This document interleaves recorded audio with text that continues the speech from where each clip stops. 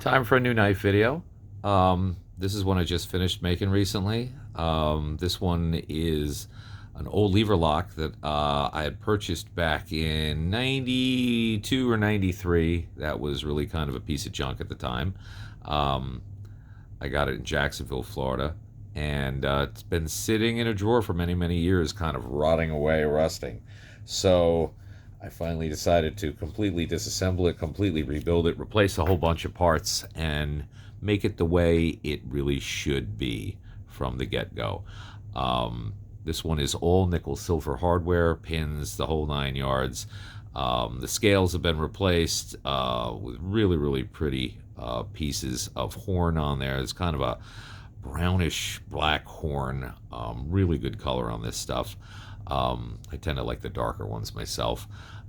This one, I laid a solid sterling scorpion onto the handle on this side. You can see that there.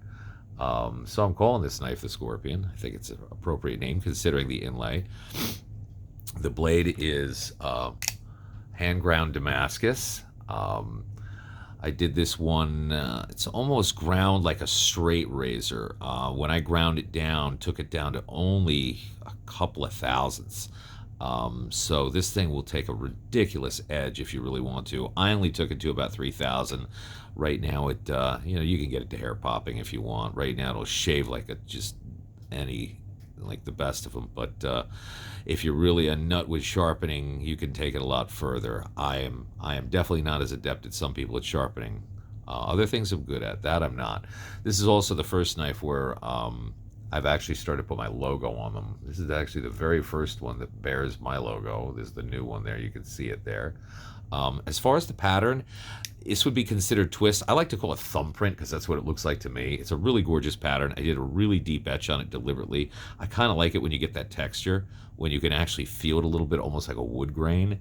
I use a combination of ferric chloride and muriatic acid to really get a deep etch, and then I also do a 12-hour coffee etch on it to really make the contrast pop.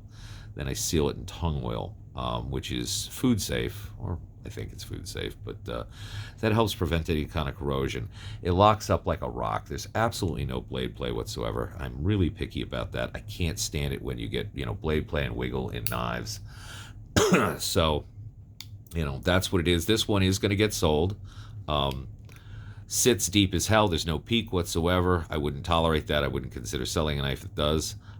Somebody's really going to enjoy this one, and I don't make a lot of autos. I really make more fixed blade knives, but I like toying with them now and then. But my collection's getting a little crazy, so can't keep everything. So this one is definitely going up for sale. But I hope you guys enjoy it. Anybody got any questions or comments, feel free to leave them, and I'll answer them as soon as I can.